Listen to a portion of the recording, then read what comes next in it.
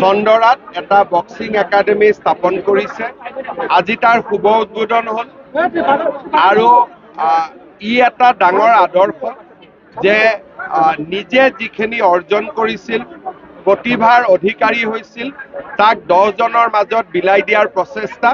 মই ৰাজ্য চৰকাৰ আৰু অসমবাসীৰ হৈ লাভলীনাৰ এই প্ৰচেষ্টাক আদৰণি জনাইছোঁ, শুভেচ্ছা জনাইছোঁ আৰু ৰাজ্য চৰকাৰৰ পৰা সকলো ধৰণৰ সহযোগিতা আগবঢ়োৱাৰ প্ৰতিশ্ৰুতি দিছোঁ। এটা পৰিকল্পনা কৰিছোঁ যাতে 2000 প্ৰতিভাৱান উদীয়মান খেলুৱৈ হোষ্টেলত থাকি খেলাৰ বাবে মনোনিৱেশ কৰিব পাৰে। তাৰ প্ৰচেষ্টা ইতিমধ্যে আৰম্ভ হৈছে। আপোনালোকক সময়ে সময়ে আমি জনাই থাকিম। মই বহুতেই বেছি ভাল লাগিছে, কাৰণ মোৰ এটা সপোন আছিলে যে একাডেমি এখন ষ্টাৰ্ট কৰা, অসমৰ ল'ৰা ছোৱালীৰ কাৰণে কিবা কৰা। আৰু আজিৰ দিনটো বহুতেই বেছি মোৰ কাৰণে স্পেচিয়েল হয়, কাৰণ আমাৰ মাননীয় মুখ্যমন্ত্ৰী ডাঙৰীয়াই আজি ইন'গ্ৰেশ্যন কৰিলে। আৰু মোৰ কাৰণেতো একেবাৰে সপোনৰো অধীৰ আছিলে যে তেওঁ আহিব, আৰু তেওঁ আহি আজি এই সপোনটো পূৰা কৰিলে মোৰ।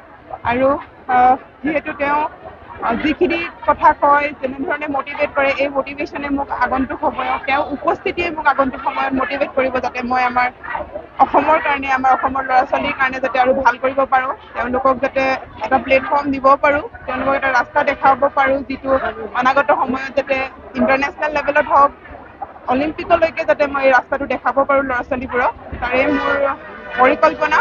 আৰু যিহেতু আজি অনুষ্ঠানত আমাৰ মুখ্যমন্ত্ৰী ডাঙৰীয়াই আমাৰ একাডেমিৰ কাৰণে 2 কোটি পইচাৰ কথাও কৈছে যে তেওঁ সাহাৰ্য দিব, যিটোৰ কাৰণে হোষ্টেলৰ এটা প্ৰভিজন কৰা হ'ব।